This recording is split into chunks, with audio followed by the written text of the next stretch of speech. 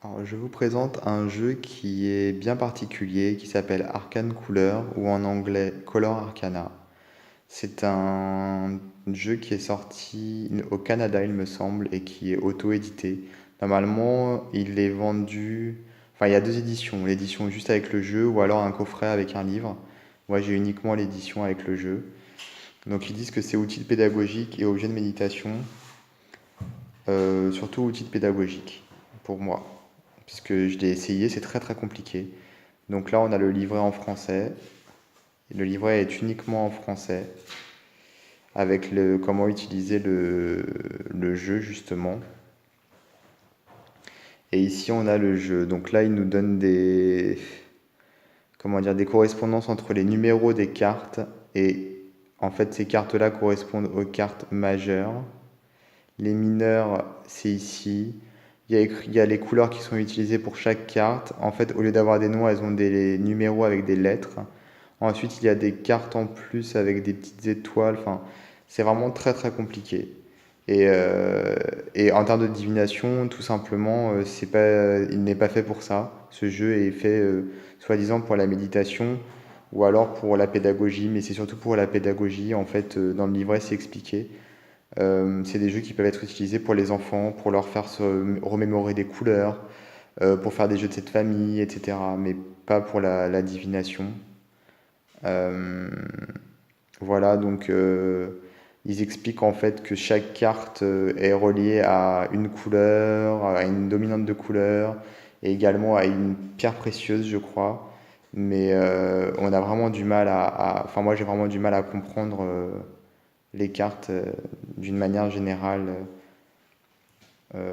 C'est beaucoup trop compliqué parce que les cartes qui ont des étoiles, elles ont des spécificités. Enfin, en gros, il y a énormément de choses à retenir.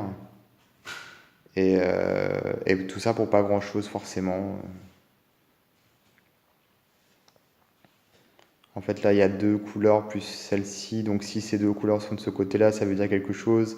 Celle-là, c'est la dominante. Mais voilà. Et puis là, on a la correspondance de la carte. Le 2 de carreau. Mais pour moi, ce jeu est inutilisable. Il est trop compliqué. Et je comprends qu'on puisse l'utiliser pour des enfants, mais pour des choses très simples. Donc finalement, je vois pas trop l'intérêt d'avoir des choses aussi compliquées. Puisque c'est plus pour retenir des couleurs, pour leur faire voir la différence entre tel bleu et tel bleu. Mais pas. Enfin, c'était pas utile d'utiliser un jeu de tarot pour ça. Il suffisait juste d'utiliser un jeu de cartes ou créé de toutes pièces avec des couleurs et des noms, des appellations, des formes, je ne sais pas. Mais sûrement pas un jeu de tarot.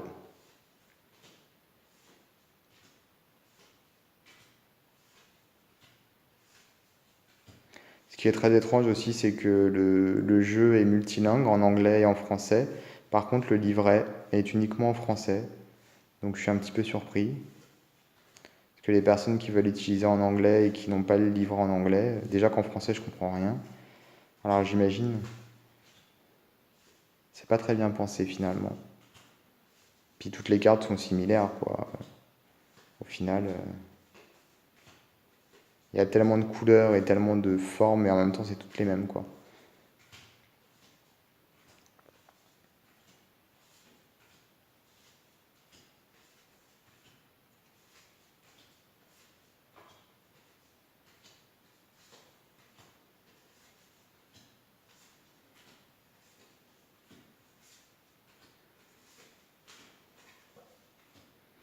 Alors j'ai essayé de voir des passages dans le livret où on peut vraiment se rendre compte que c'est très compliqué.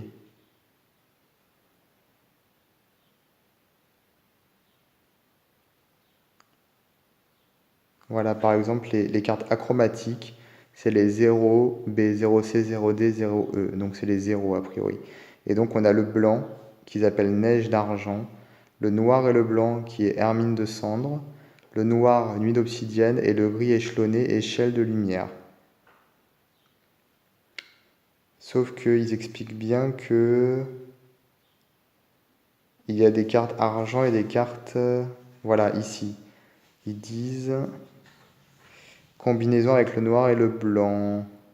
Après avoir évoqué les combinaisons des couleurs pures ou tonalités entre elles, il nous faut encore examiner leurs combinaisons avec les neutres, que sont le noir et blanc et les gris.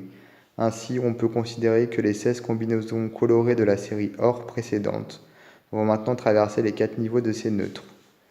Ce seront or, couleur pure, argent, couleur mêlée au blanc, cendre, couleur mêlée au noir et blanc, obsidienne, couleur mêlée au noir, lumière, couleur mêlée au gris échelonné.